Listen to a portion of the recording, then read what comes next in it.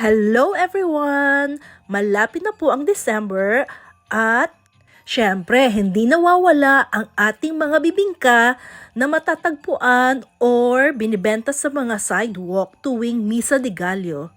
This brings back my childhood memories dahil pagkatapos naming magsimba ng mami ko tuwing madaling araw ay bumibili po kami ng mga bibingka na matatagpuan sa sidewalk. And so this is my version, sobrang lambot, bibingkang bigas, na masarap at hindi po siya masyadong matamis. And plain lang talaga yung gusto ko, yung walang toppings. So tara na at umpisahan na po natin gawin ang version ko ng sidewalk bibingka.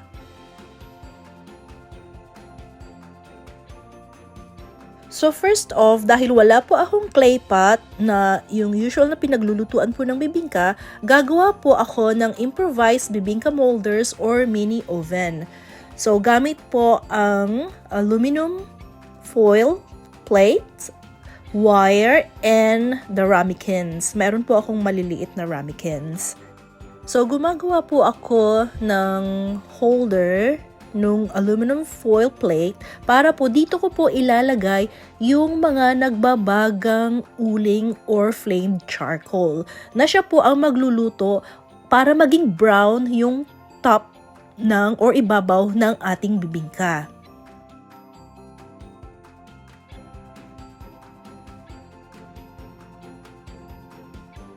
So usually po sa Pilipinas, ito po yung ginagamit ng mga nagbebenta ng mga bibingka. At dahil po wala na po akong time para bumili ng mga clay pots, so I will just use whatever materials are available in my kitchen or sa backyard.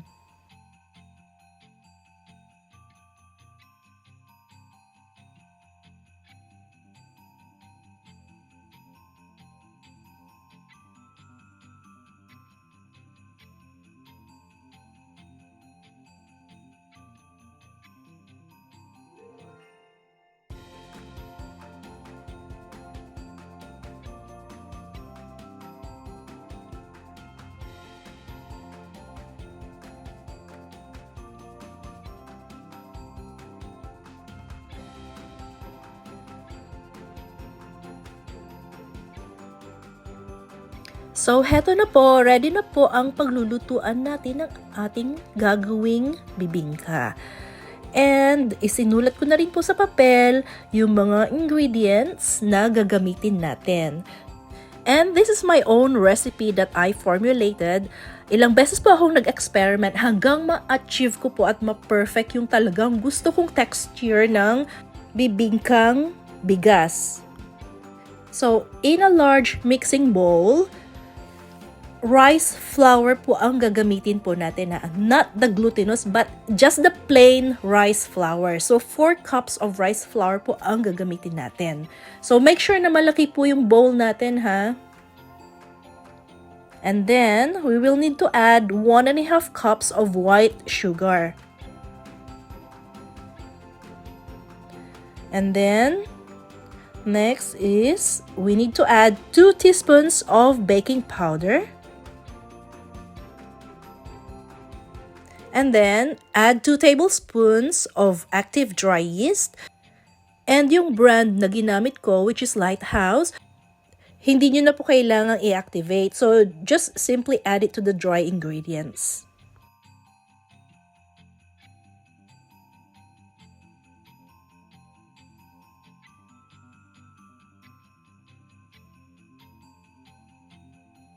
And then, haluin lang po natin yung ating dry ingredients bago po natin i-add yung mga liquid ingredients po natin. So, ayan. So, just simply add 2 cups of water. And then, 1 cup of coconut milk or gata. So, ang ginamit ko po yung nasa can. So, konti lang yung ginamit kong gata, 1 cup lang siya kasi I don't like the taste to be overpowering. Gusto ko yung hint lang ng gata. So, ganito lang kasimple mga ingredients natin, ano? And then after that, haluin lang po natin ng whisker, spatula, or if you have an electric hand mixer, pwede rin nyo pong gamitin iyon. As long as mahalo po lahat ng ingredients, maging smooth and no lumps na makikita sa ating bibingka batter.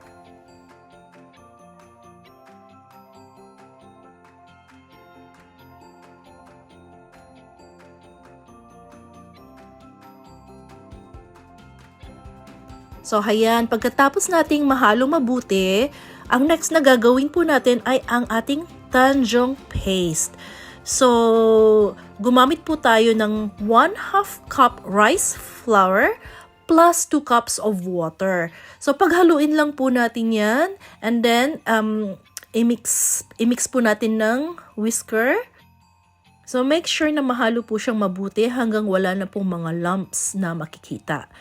And then, switch on or turn on po natin ang ating stove on low to medium heat. Okay, so lulutuin po natin siya hanggang sa maging paste-like consistency. So parang paste po siya. Okay, just keep on stirring lang po ha para hindi siya magkaroon ng burnt sa ilalim.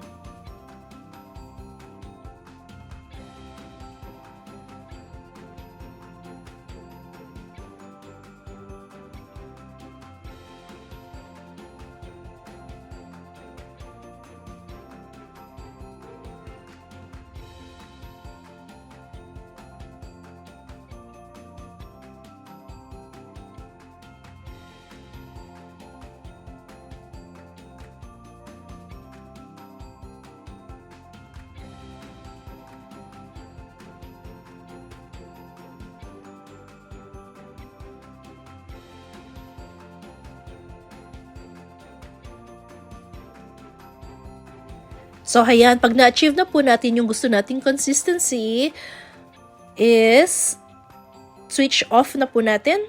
And then, add or gradually add the Tangzhong paste into the bibingka batter. So, konti-konti lang po natin ihalo and then i-mix po natin. Okay? So, medyo mainit po yun eh. So, yung init po is, yun po yung magpapa-activate po sa ating dry activist, at saka para po it helps po sa fermentation stage po ng ating bibingka batter.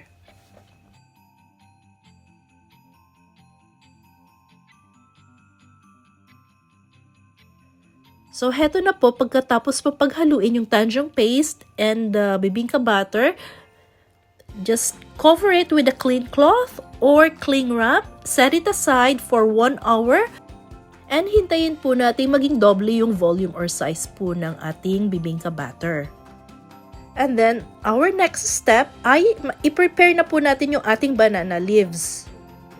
So, ganito po yung nabibiling dahon ng saging dito sa amin. So, frozen na po siya.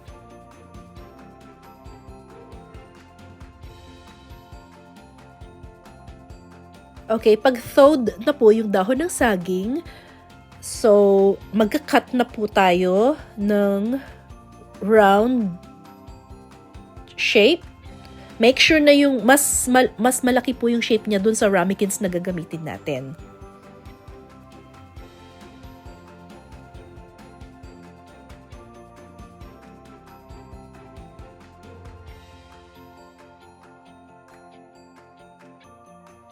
So, oops, medyo hindi po perfect yung pagka-round shape. But it's okay as long as round po siya, nakakasya dun sa inside ng ating mga ramekins.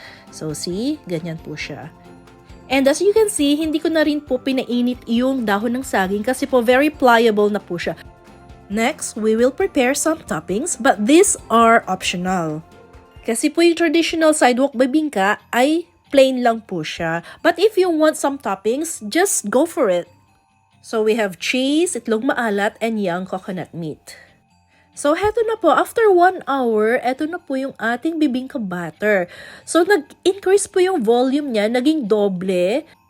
And this is because of the fermentation stage. So, haluin lang po ulit natin siya ha, para ma-deflate po yung mga bubbles. And nakalimutan kong gawing earlier ay yung magpadalit ng charcoal or uling. So, kailangan magpadalit na po tayo ng maaga. Kasi po, marami po tayong kailangang gamiting flamed charcoal.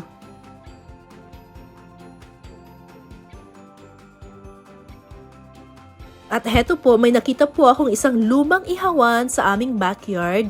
So, eto na po ang gagamitin natin at kasi po hindi na po ako bumili ng clay pots. And my huge apology po. I should have removed the rocks first, okay? So, huwag niyo pong paghaluin ang rocks at saka flamed charcoal kasi po, puputok po yung ating mga rocks. Okay? So, just simply put flamed charcoal in there, okay? Nothing else. So, at this time, hiningi ko po yung help ni hubby para po alisin niya po yung mga rocks doon kasi pinagalitan po niya ako. Sabi niya, dapat daw walang rocks dito at all.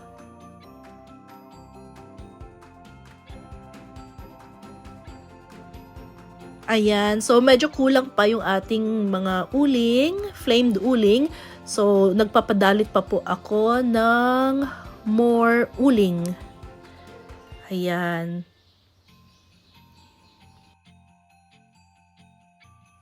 So, heto na po, pag ready na po yung ating lutuan. So, halu-haluin lang po ang ating bibingka batter. At saka po, ilagay na po sa ating mga ramekins na may nakaline na mga banana leaves. So, ayan. So, if you want it to be the traditional, plain, and simple bibingka bigas, then just so be it. But also, you can be creative and generous with your toppings if you want ma-toppings.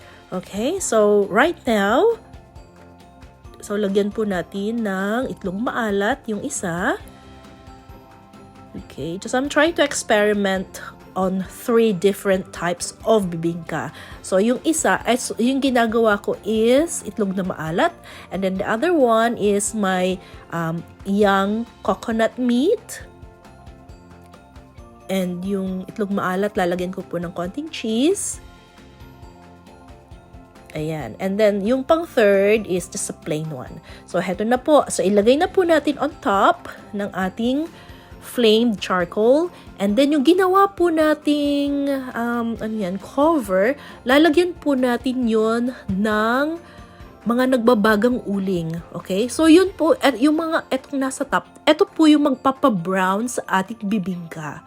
So, make sure na maraming uling, flamed uling ang ilagay nyo po sa top, okay?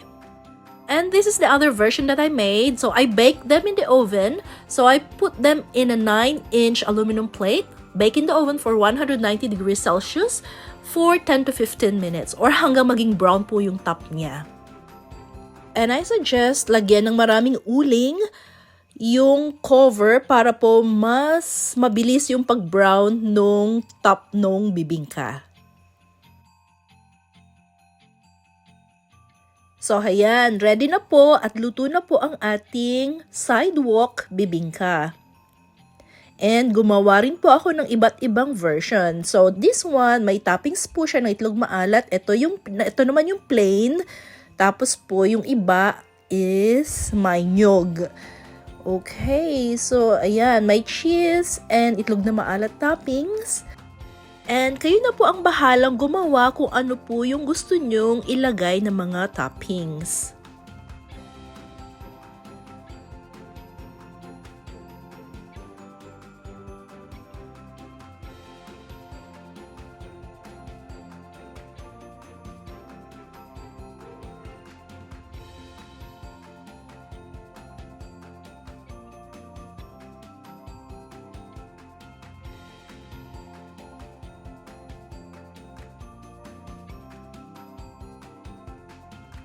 At ito naman yung sobrang na-miss ko, yung pagpahid ng margarine sa ibabaw ng bagong-bagong lutong bibingka.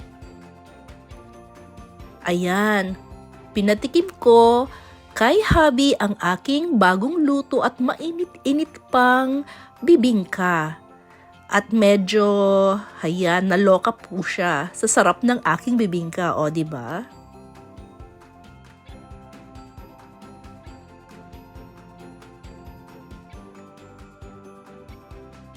So, ayan guys, thank you for watching!